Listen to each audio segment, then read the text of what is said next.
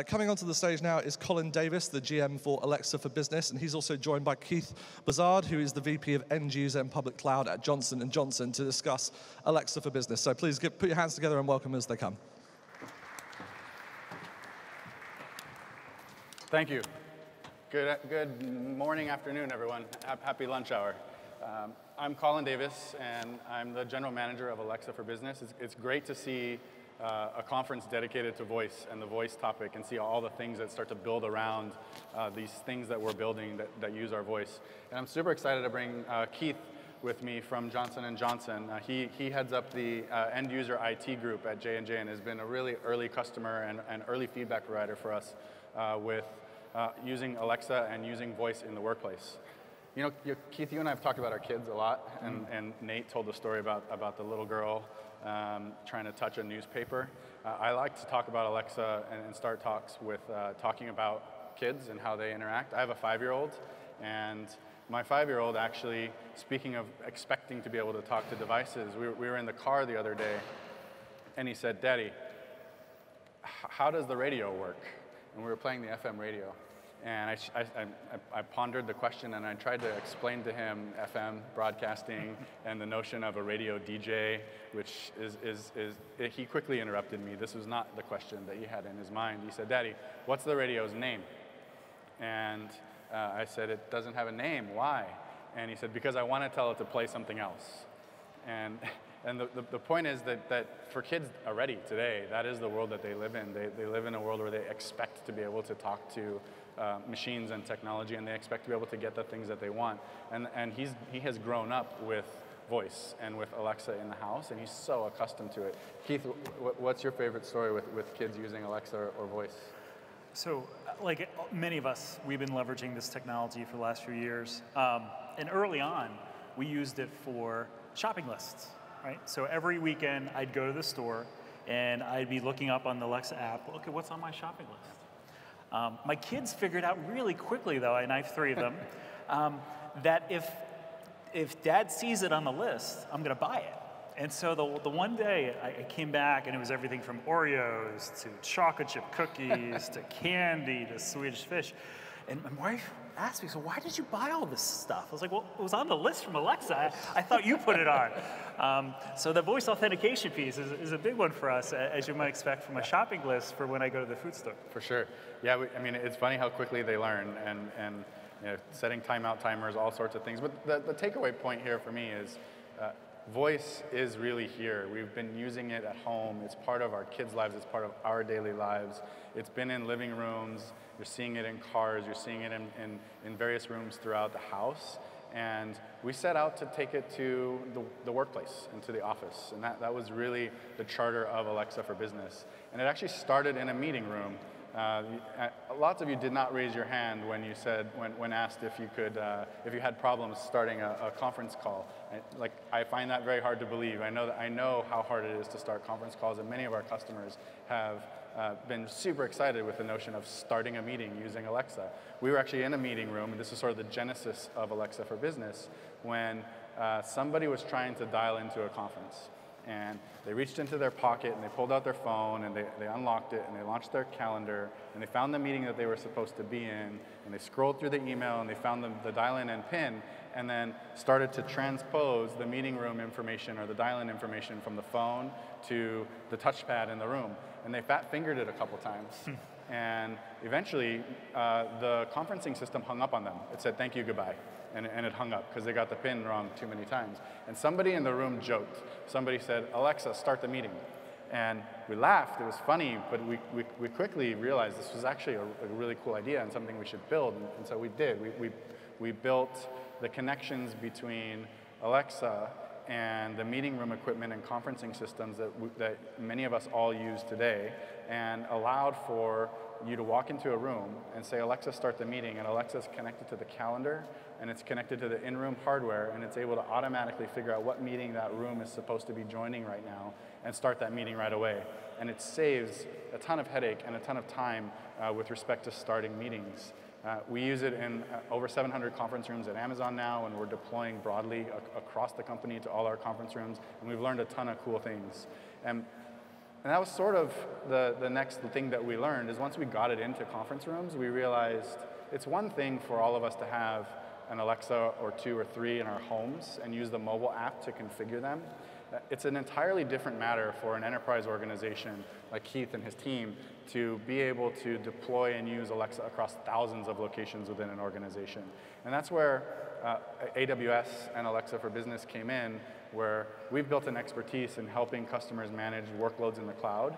And really, Alexa's another workload in the cloud. And we built an AWS console-based system that allows for enterprises to be able to configure room profiles and set up different common patterns across their organization so that they can manage devices at scale and be able to affect the changes that they want to across large numbers of devices in a way that is much more set up for their real world use cases and how they differ from the way you might want to use it at home. And we think about it in really 2 ways. The first way is shared or communal areas, like a conference room, where people are going in and out and being able to start conference rooms, or in a kitchen and be able to interact with Alexa to find a meeting room, for example, nearby for that impromptu meeting and you need a space to talk.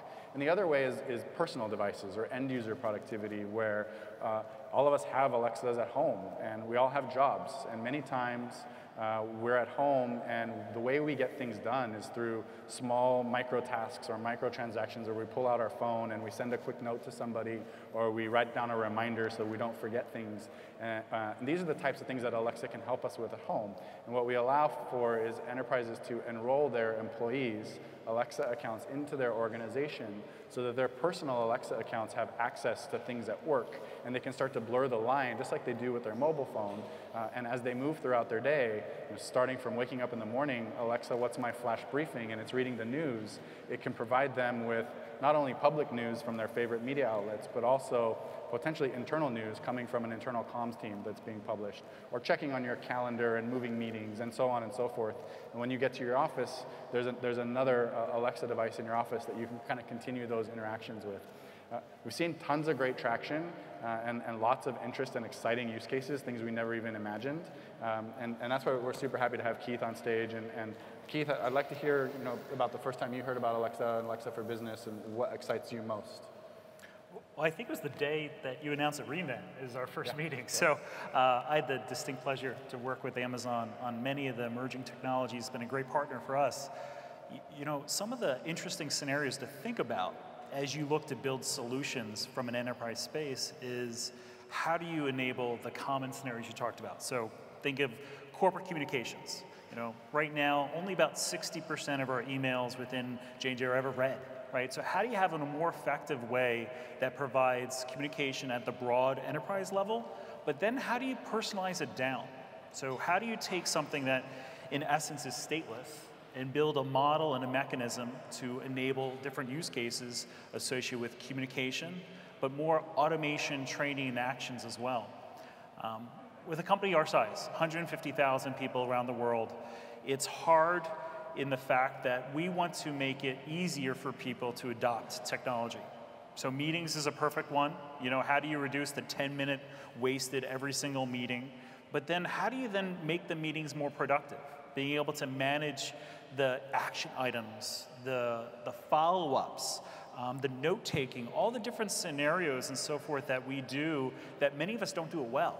Right? If you look at how many meetings are actually set up well with an agenda, follow-up from an action items to then actually resulting in a change, they're rare. And so how do we make it easier for those actions to happen? But then you look for some a little bit more interesting scenarios for us. We have a large sales force, so sales training is a great way for us to be able to provide regular interactions on key messages. What should I be telling this physician or this surgeon today based off of my sales plan? What are the different ways that we could actually also use this with our scientists, people who are actually using their hands, doing the research every day, and leverage voice as a way versus them needing to actually put down what they're doing and be able to actually take away from their focus, right? And so the voice is just a new frontier for us, and we just started to actually break through with a number of different ideas and thoughts on how we can actually make the experience really specific to the different scenarios across manufacturing, distribution, research, sales, finance, business intelligence, and we're really excited about it. Yeah, the potential is so broad, and there's so many possible different use cases. Kind of stepping back for a second, though, how do you and your organization at J&J think about new things? And voice has been very prevalent in homes, and people are using it every single day, but in the business space, it's relatively new. And how does your IT organization think about the cloud and think about adoption of new technologies? Yeah, it's a balance, as you might expect, for any large company such as ourselves. How do you drive innovation, but do it in a way with the controls from security and compliance that makes sense? And that's where I think the difference between Alexa versus Alexa for Business really comes in, where I can manage what devices are connected where. I can develop a way to be able to have them connect into our Wi-Fi and security setting theirs. I can manage what skills are actually applied to what devices. So having the ability for me to have that lightweight management, but still enable innovation at the pace we want, is the balance that Alexa for Business provides above and beyond what we've been talking about today, which is more the consumer focus from Alexa. And that was really a big part for all the customers we talked to, was providing controls and insights and being able to set policies and rules, and we allow for IT to be able to restrict specific skills so that only certain skills can be used on a given device, and so on and so forth. But where do you start? I mean, you in the beginning when you heard about Alexa for Business, you listed a dozen different really cool ideas, and I think you guys started in part in the conference room. But can you tell us a little bit about what you've done so far and where you've started? Yeah, the conference room is an easy one for any large company. Not only the size, the scale, and we talk about starting things quickly, but for us, we have 800 sites around the globe. And I could probably tell you almost every single one of them is unique. So if you look at the conference room technology, it's all based off of when that refresh or that building was done. So it's not consistent. So something I might do in one setting is very different than another. This allows us to be able to connect multiple technologies together to reduce what it takes for people to be able to go between offices. So that was an easy one for us. And once it was there, it's really just building out a mechanism. And the partnership was the hackathon we did a couple months together. Yeah, the hackathon was super cool. Before we go there, the way you describe conference rooms, it's super consistent with the customers that we've talked to, and as you build out new conference rooms and you buy new hardware and you outfit them, you don't go replace all the old hardware. And we spent a lot of time. We would love to, but that's not financially possible. I'm sure your finance officer would not want you to. Yeah, we spent a lot of time building in the connections to all the different providers so that you wouldn't have to. And what we found was really interesting is when you walk into a meeting room, even within the same building, it's not uncommon to walk into a meeting room and find a setup made by one manufacturer in one room and a setup made by another one in the room next door. And the ways in which you start that meeting are subtly different. And they're subtly different enough that a worker within your organization might have to call and ask for help to get a meeting started in one room because it's one that they're not familiar with. And what we aimed to do was provide a universal way to control those, which is our voice. So Alexa Start the Meeting doesn't care what type of system you have in that room. And we spent a lot of time really thinking about that. It created, and I think you guys are starting to learn some of this too, Keith. We at Amazon noticed that when you put an Echo in a conference room, you have to help people how to use it. It's now in a new space. And so there's the change management process of helping people know what they can do with this device. And what we did was we put a chat bubble on the screen or on the monitor in the conference room that just says the words, Alexa, start the meeting. And it's inherently viral when you do that. People tend to say, Alexa, start the meeting in front of a colleague because it's a naturally communal space. And that colleague thinks that's pretty cool, and so they try it in the next room. And what we saw at Amazon in the buildings where we have Alexa deployed is within a couple weeks, we went from basically 0 to 70% utilization, where 70% of meetings are started with Alexa versus using the touch panel. And it's just through a very simple graphic mechanism that helps people understand how to use it and benefits from the fact that these environments are inherently communal and viral. And I think we're working with you to do the same thing on your screens. Yeah, change management is difficult with respect to that. One, just because of the types of users interacting for any large company. So yes, that is something to not underestimate as you look to go ahead. But let's talk about that hackathon. I mean, I think we've always viewed the conference room as a great starting point because it's a very tangible, painful problem for a lot of customers. But it is a starting point, and part of Alexa's magic is the ability to extend it with skills, and there's over 40,000 skills in the skills store, and we enable customers to build private skills to connect to your internal systems. Tell us about what it is we did and how that hackathon worked. Yeah, through the partnership between J&J and Amazon, we built out just a great event. And it was about 150 employees within J&J that we sponsored in one of our offices. We took over actually the whole cafeteria for the day. And from 8 a.m. to about 9 p.m., we went through about 10 hours where people were able to develop an idea through teams of 5 to 6 people, and then implement some form of it. And we had 15 teams. And across those teams and so forth, we got some great ideas, great scenarios on what are the different ways that we haven't thought of how you could leverage your voice and the Alexa to be able to make a difference from J&J. You had a couple themes, as you can imagine, across those different groups. One of it was around business intelligence, be able to really provide access to the data that in many cases lives within Amazon already, and be able to extend our Amazon data stores into voice as a mechanism. Another one was on help desk. And so for us, I run our help desk internally within J&J. And so how can I make it easy for people to create a ticket, get an answer to a question that doesn't even require an agent or someone on the other end to actually be able to respond? How can I check the status of an update, escalate it, add notes, add comments? These common scenarios that most enterprises have were there, and it was really interesting to see how people were adopting that. Another interesting was around sales training. I mentioned before of how being able to provide the daily planning for someone who's about to go out and visit multiple physicians or multiple hospitals, and what we should be saying, what is the sequence of those activities? So merging your calendar with map technology to understand the sequence of events, and then be able to provide real-time visibility on what should I be saying with respect to those particular messages associated with those accounts and contacts and so forth that you're going to be seeing. And then the last is around distribution. We have a large manufacturing distribution center, so how do we be able to leverage everything from events to alerts to the output people are seeing in real time based off of streaming data? So a lot of really interesting scenarios, even beyond what I thought, and that was the fun aspect of it, by enabling that foundation and platform, really driving people to think through their imagination. And what's possible today is amazing for each of us in the both consumer, but also more importantly on the enterprise level.